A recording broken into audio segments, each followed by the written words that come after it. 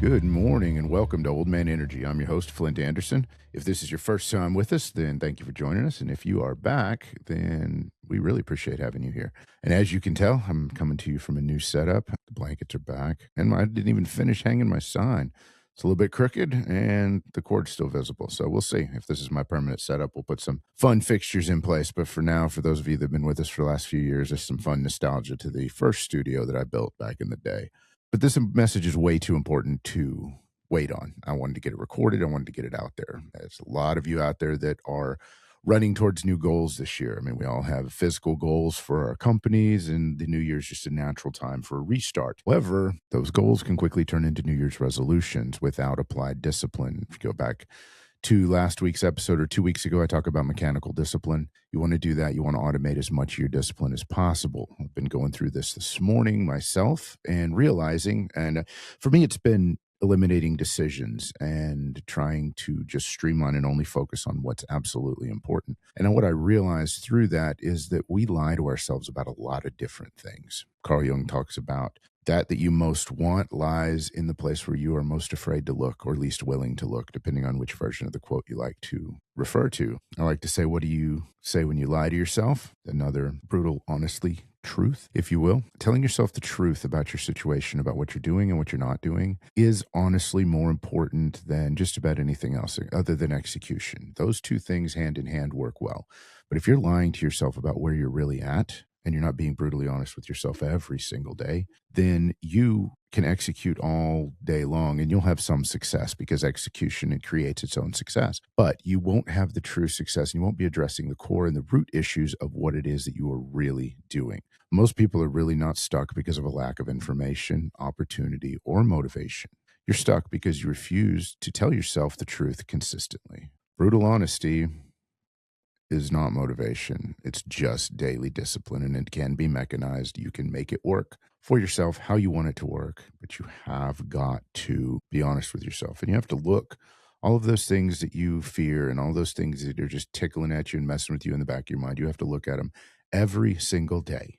You don't need a new plan. You need simply a mirror that you can't look away from, which is why I'm huge on writing your goals on the mirror. Life is going to be hard. That is really not the problem. The problem is that we keep lying to ourselves about the things that we're avoiding and what's really going to happen. So avoidable situations end up feeling like inevitability, and inevitability feels like a steamroller rolling over us, and all of a sudden we can call ourselves a victim. We feel overwhelmed. We feel burned out. We feel busy. We feel like I'm waiting on clarity. I'm waiting on motivation. All this means is that you haven't made a strong enough decision yet to face what your truth is and to start addressing it daily, to put your plan in place and then take care of those tasks so you don't have to think about what you're doing every day. And this is terrifying. Setting goals is hard enough. Setting true goals that have dreams tied to them is hard, because if we set a goal and we don't hit it, well, then we don't have anybody to blame but ourselves. As long as we don't write it down or we don't truly commit to it, we can still blame other people. We can blame circumstances. We can blame whatever the hell it is that happened in that area. Then we don't have to take accountability for it.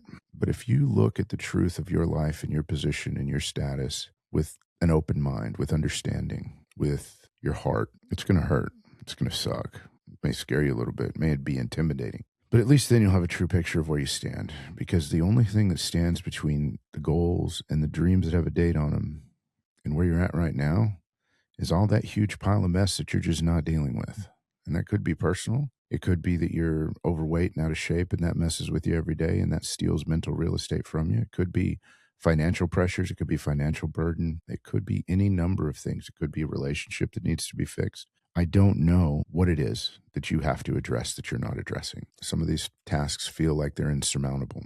The first step is looking at it, defining it, writing it down, so you have to look at it in front of you, then coming up with a plan to address it every single day, same as you do with your goals. And what you'll find is the plan to address this ties exactly in with your goals, because until you start addressing these specific things, you can't address the plans that you've made for your goals and for your dreams. And now your results have to match the story. And if they don't match the story, you're still lying to yourself. Meaning, if you've got to save money to buy a house, but you don't have any money in your savings account, you're not saving money to buy a house. You're thinking about saving money to buy a house. If you are struggling with your spouse and you're having daily fights, but you don't have time set aside to spend quality time with them, you're not actually working on your relationship. You're thinking about working on your relationship. And that is not the same thing. Also, to our brain, it does feel like the same thing.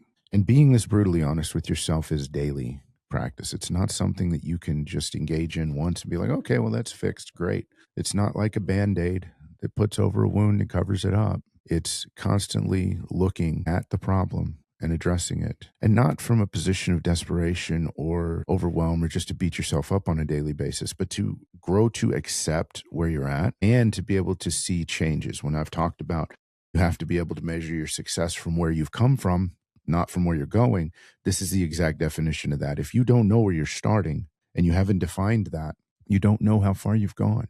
You only have this nebulous feeling of maybe. Anybody that's ever tried to do anything that mattered, understand that there's things in there that you avoid. And it's way easier to choose comfort over standards. And here's the part that really sucks. Is the part that sucks is it's really easy to break promises to yourself, especially promises that you didn't make to anybody else. Oh, I'm going to start on Monday. I'm going to get that diet going next week. Oh, I'm just going to party for the weekend and have some fun. Oh, well, I deserve this. So that really doesn't matter. I'll get back on track next week or tomorrow or the next day. What promises are you quietly breaking to yourself that nobody knows about, but you're destroying your own credibility? You're leading to that overwhelm, to that brutality. That word's overused.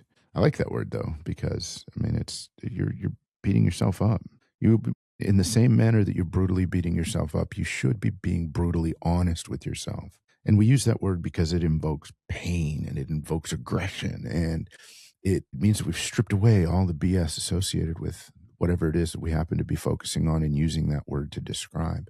And that's really what you have to do for yourself long term, is you have to be honest with yourself about what you're struggling with, be honest with yourself about what you want and where you're going and what you're doing, and whether or not you're actually doing anything to make that happen. One of the things that I use, and these are daily questions that I ask myself, and not all of them every day, but a lot of them I ask myself every day and at least weekly.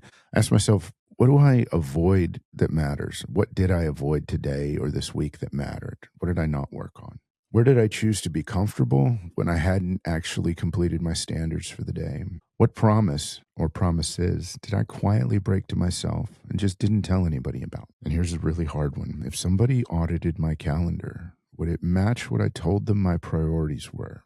I deal with this with my clients a lot. They'll tell me they want all this stuff. They'll tell me they're working on all this stuff. And whenever it comes down to it, and they show me their calendar and they show me their time audit that they've done, they realize that they're just thinking about doing the things that they want to do.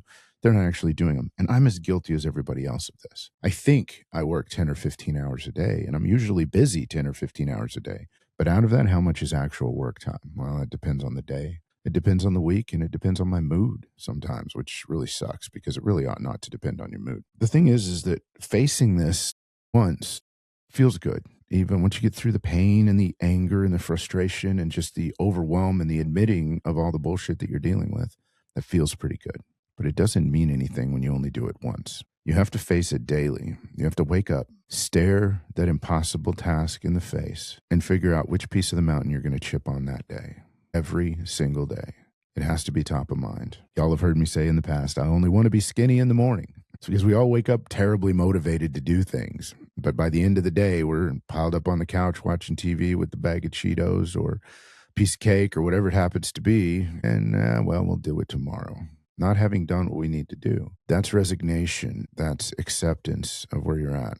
Now, you can go out there and just absolutely crush it today. Look at your protocols, look at the things you need to do, understand what your standards are, and just start knocking them out. And I try and knock as many of them out early in the morning as I can, because by the end of the day, I'm pretty well fried. And then when you have that few minutes to relax in the evening, at that point, then it's a reward. And you're already thinking about tomorrow, you're clear, you're consigned.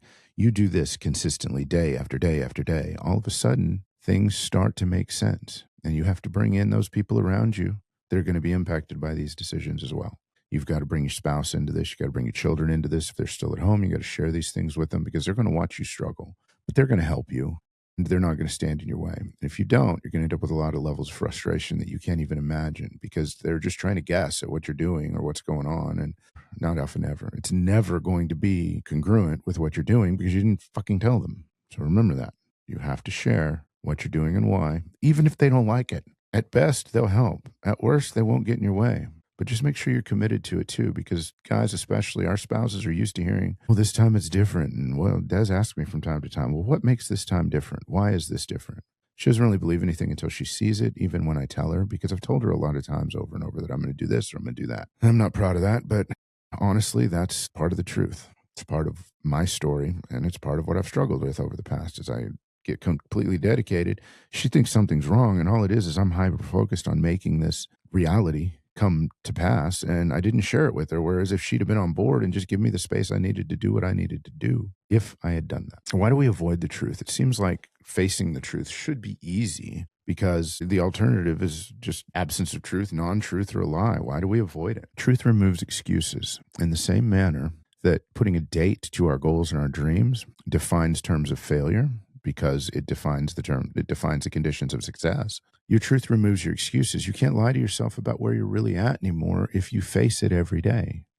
It also demands action because you can't look and honestly see the same shit pile every single day and not do something about it. And that's psychological torture, and it's not something that we're wired for. We want to solve problems, and guys more so than gals historically want to solve problems, but both of us as humans want to solve problems. Nobody likes to continue to live in the pile of crap that we've created for ourselves. So this costs us comfort in the long term because in order to change the things that we need to change, we have to come outside of our comfort zone. And here's the thing that most people never get to because they don't do this daily, is it exposes the patterns that are keeping us in these prisons that we've created for ourselves. And the truth exposes those patterns very, very quickly because if you have a pile of crap that you're dealing with, whether it's debt, whether it's relationship issues, whether it's your kids are a distance, I don't know what it is that keeps you up at night. But I do know that facing what it is that keeps you up at night every single day exposes the patterns as to why you got there in the first place and why you stay there.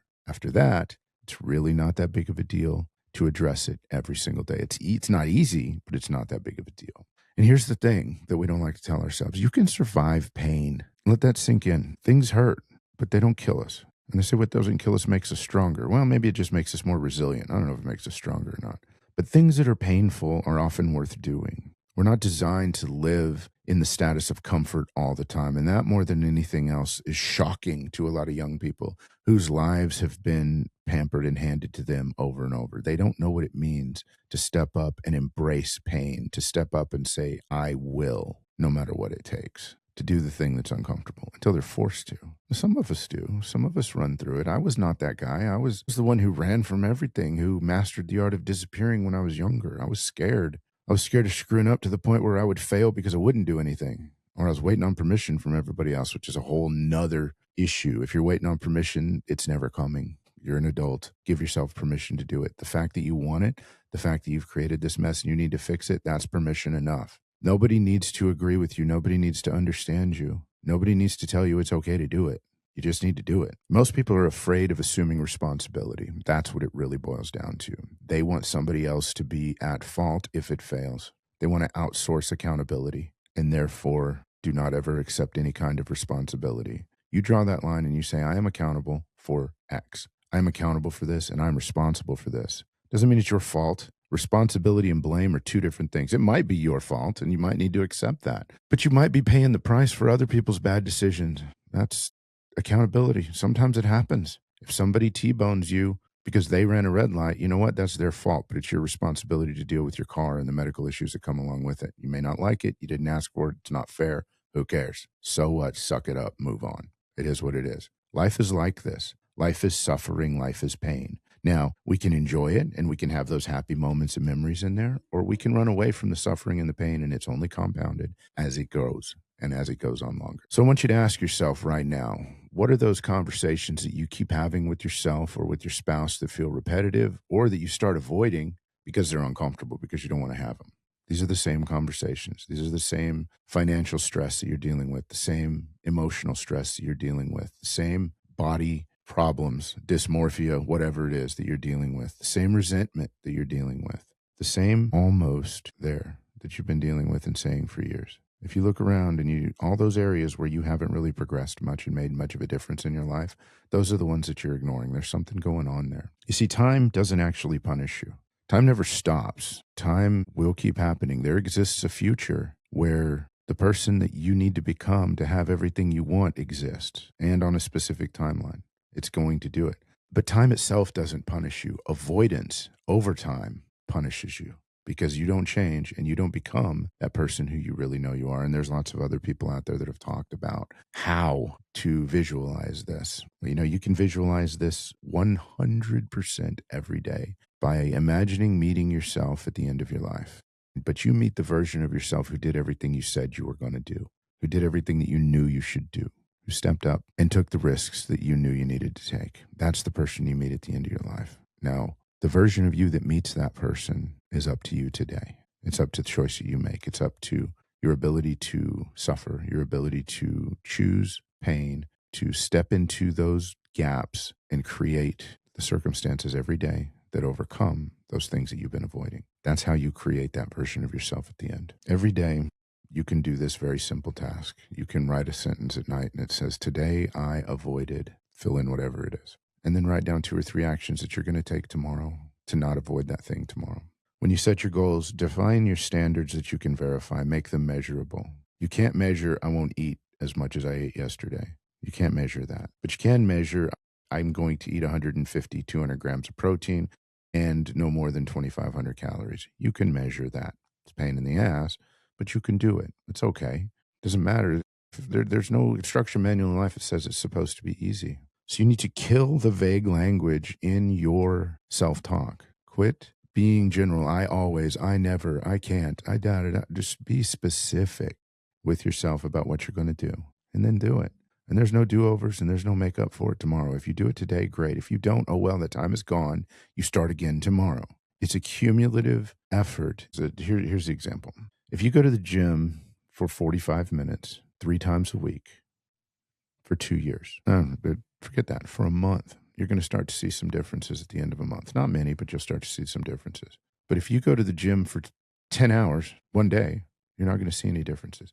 This is the effect of cumulative applied discipline. And remember, my definition of discipline is applied force of will over time. This is the reason that you have to have discipline. This is the reason for mechanical discipline, is to help you overcome these things that you've been avoiding. This isn't about being hard on yourself. It's about being done lying to yourself. Respect starts when you tell the truth, and even nobody else is watching. We use this as the definition of integrity, but you have to have integrity so you start respecting yourself. People won't see that you have integrity until well after you've been acting as if you have integrity, because you do long term.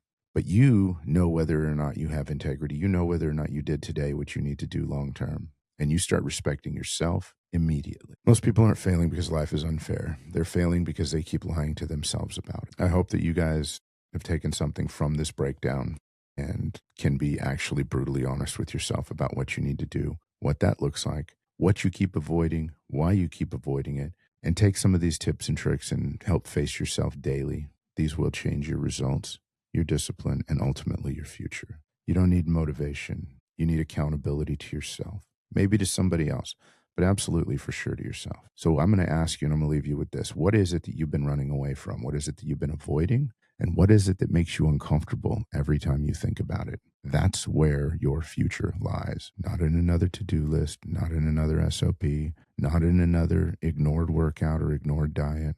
In that place that you don't want to look, in that place that hurts and scares you and embarrasses you and makes you uncomfortable. That's where your future lies. And I hope you find it. Let me know in the comments if this helped. Share this with somebody. Love y'all. Peace. All right. Now we have part 2. I'd actually recorded that brutal honesty as a standalone video and then realized it's not enough without Audacity, without how to implement it. All that really is just self-flagellation with no real purpose.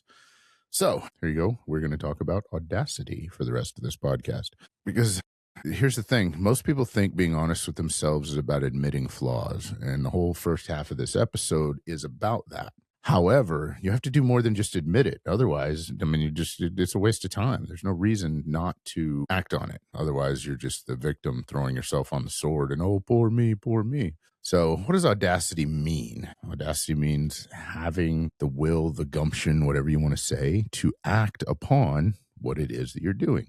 You're going to have to ask for more than you're ready for. You're going to have to price things higher than your comfort level. You need to take up space without permission. Quit thinking to yourself, well, I don't belong in this room, or what the hell am I doing here, or any of those other number of things that we do. You got to move before your certainty shows up. And you believe your standards apply to you, not just other people. This happens all the time as we judge other people based on their actions, and we judge ourselves based on our intentions. Our intentions are not the same thing as our actions in most cases. Most cases, we don't do everything that we intend to do. One thing that drove this home for me today was I'm a member of several podcaster groups on Facebook. Not a lot comes out of them. It's a lot of amateurs, a lot of people that have less than 5 episodes, or a lot of people that are thinking about starting a podcast. And the number of people on there that, oh, I've recorded it. How do I do this? They keep getting ready. They keep getting ready. They don't do it. I'm not quite ready. I'm not sure what to do, how to do this, how to do that. Instead of just recording stuff and throwing it out there, it doesn't matter. When I started, I wasn't good at it. I was terrible. Go back and listen to some of the episodes. It's insane. But I had following. I started recording in my truck, bad audio. It was back in the Instagram TV days. And to the point where I'll tell you guys, I didn't know what the hell I was doing. All I had was Audacity and the fact that I had a message that I wanted to get out there. Similar to the way this podcast is recorded, I'm not even centered in the picture very well. I've got to finish setting the studio up. But the content to me has always been more important than having everything perfect. Oh man, my chair's pissing me off because it doesn't line up correctly with my desk today.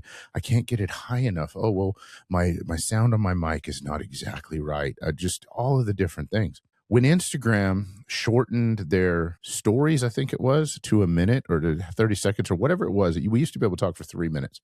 I didn't know how to edit videos. I just learned to say what I needed to say in a minute because I was going to keep going. That's Audacity. And the thing is if you're not being honest with yourself about what you want to do, then that's never going to lead to bolder action. All you're doing is mentally masturbating at that point. You're just trying to make yourself feel good about what you're going to do. Well, you got to have the audacity to get the hell up off the couch and start doing it. Get out there after you've been brutally honest with yourself and start doing something about it. Move. And if you're scared of something else from happening, I mean, we got 2 reasons that motivate us. We're either running away from something or running towards something. And man, if you got both, one of each, you can just do some amazing stuff, but you still have to apply.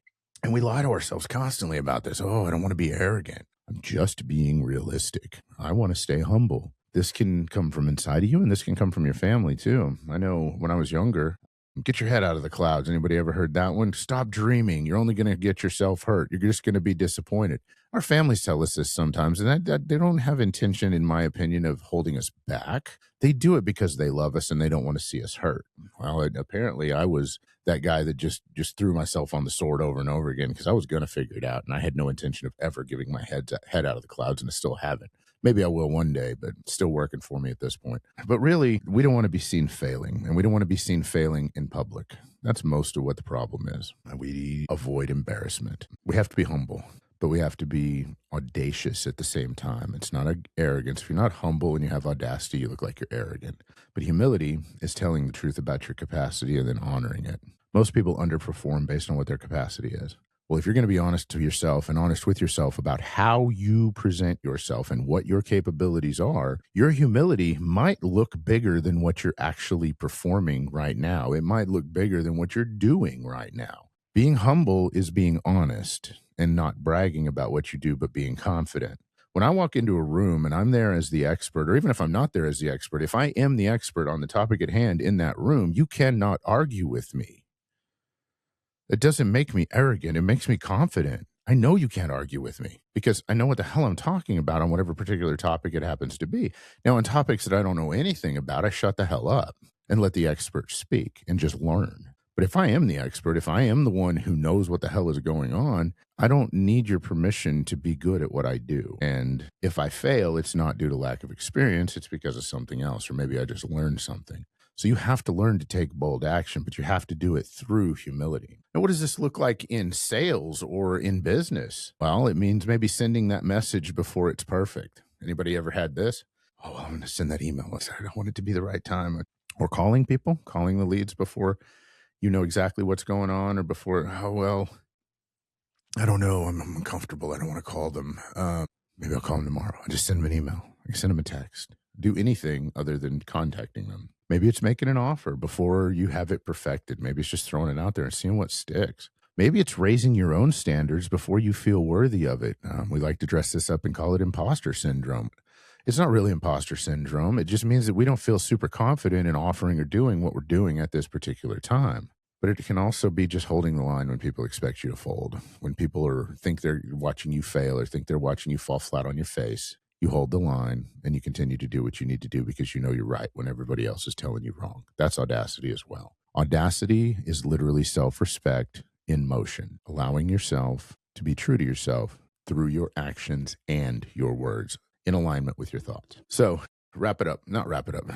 tie it up. Brutal honesty tells you where you are. You have to look at reality. You have to admit to yourself the truth, no matter how ugly it is, because you can't measure where you're starting from unless you know where you're starting from. And then audacity gives you permission to move past that anyway. Because most of the time, whenever we look at our situation that's brutally honest, all we see are the flaws and the shit that we've screwed up. And you have to give yourself permission to move past that you're better than that, and that you can move on and that you can overcome all of that. You have to do that. Without audacity, then honesty becomes hesitation and self-flagellation. We talked about that. Awareness becomes paralysis. We start analyzing it. We start planning, but we don't actually do anything because the actual planning stage of it generally makes us feel better. And it always does, especially if you've been ignoring things for a while, because finally your brain is like, oh my God, thank goodness you're finally going to do something about this. Let's make a plan. And so you feel better. And then all of a sudden you stop because you think that is the good feeling of doing it. Well, I'm going to tell you something. Dealing with the bullshit that you've created in your life sucks. It hurts. But on the other side of that hurt is an intense amount of relief. And there's some excitement that continues to grow as you do. But you can also look at this and then delay, put it off. Oh, I'll do something about this tomorrow now that I get this figured out. You don't want to do that. Now, with audacity, your action starts accelerating. I'm good enough to fix this. Let's do it. Let's do as much as I possibly can because I'm going to fix it as fast as possible. Sound familiar? I'm in the middle of that right now. So today, as a matter of fact, I booked my entire afternoon's appointments out and tomorrow's appointments out, and I just realized I had some shit I needed to deal with, and I started making phone calls because the audacity that I'm better than everybody else at this is like, man, okay, I got this. I'm able to handle this problem for myself. And as a result, I'm able to solve problems for other people. So I'm excited about that. And I'm looking forward to letting you guys know how that goes and how that comes back. The other thing is with more action, feedback arrives faster. It's kind of a no-brainer. If you do more, you know more. You get more experience. You get it a lot faster. You know what's working. You know what's not working. You can tweak your offer. And confidence is built instead of just imagining, oh man, imagine how I'm going to feel. I'll sit down and I'm going to visualize this and I'm going to meditate on it and I'm going to do this and I'm going to do my 47-step morning routine. Well, you know what? Get to work. Start doing what you need to do to make those visions happen. And a vision is important, but it's also important that you do something about it and not just sit back and think about it. The more you do, the more you understand. One thing that I've read in many, many books and that mentors over the years have told me is that they implement ideas quickly. So if you have an idea and you sit there and you try and make the perfect plan for it and you think about it and you want to do this and want to do that and oh, I'm going to do that or I'm fixing to do this, the people that are actually not afraid to fail, they've already implemented that idea. They failed 4 or 5 times and they're miles ahead of you on the road just because they didn't give a rip if they failed in front of other people. They thought it was a good idea. They were willing to try it out. Now they're operating from that same exact idea with experience. And this is the thing, I'm not talking about people stealing your ideas. That is not at all what I'm talking about. I'm talking about people that have ideas on their own and start running after them, implement them, see if they work. Every wealthy, successful person I know is good at quickly implementing ideas. They put shit together and they see if it works. If it works, they build it, they perfect it, they polish it. But they put it out there. It's ugly. They find out if it's something that they want to do or if it's a viable idea.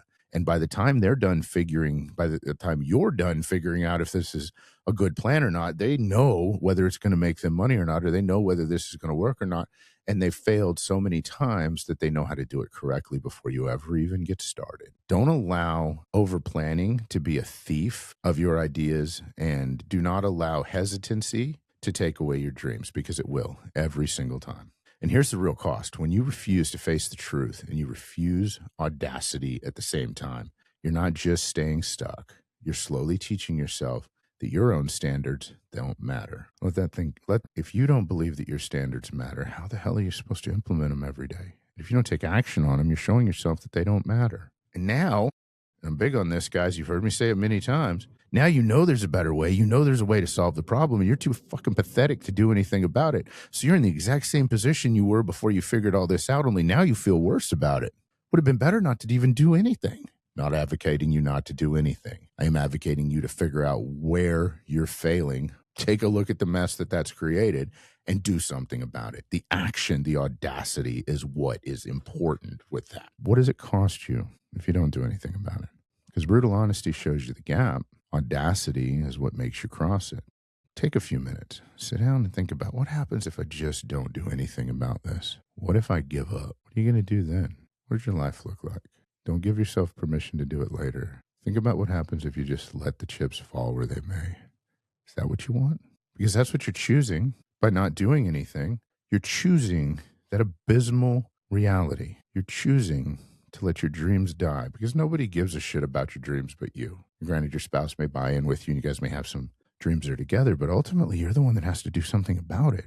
Nobody cares but you. So if you really don't feel like you can do anything, take a minute, sit back, look at what your life would be like if you just quit dreaming, if you just let the mess continue. This is giving it a name, but this is quite the opposite. This can be motivating, this can be demotivating, but it's painful to look at that. And all of us take a look at that and go, I would never do that, because we still believe that we're going to do something about it someday. Well, today is someday. You never get this day back. It's just like as your kids are growing up. That game you don't play, that book you don't read, the conversation you share with them or you don't share with them. You don't get to have that tomorrow. There is no do-over. There is no rollover. This is it. You're in it to win it, whether you like it or not. This is the really real world. And if you don't take time to implement and audaciously pursue your goals and fixing your shit, nobody's going to do it for you. And that's what your life is going to look like. That horrible reality of not having done anything, because thinking about doing something is not the same as doing it. So ask yourself right now, what is the one thing that I can do, that I will do today to move forward? Maybe it's call some sales leads. Maybe it's send some emails. Maybe it's make an apology. I don't know what it is, but you do. Do it. Don't wait. As soon as you get done listening to this podcast, or better yet, hit pause. You know what's coming next anyway. I'm going to tell you guys to go like, subscribe, share it with your friends, because I post different content on all the platforms every day. That's what I'm going to tell you next. So you're not missing anything. If you did pause it and you did do that, awesome. If you didn't, this is your wake-up call. If you have any takeaway from this other than sharing it with people who need this message, go do something about what you've thought about for the last 45 minutes listening to this podcast. It will be worth it. I love each and every one of you. Join us next week. We're going to talk about sales specifically. So love y'all. Peace.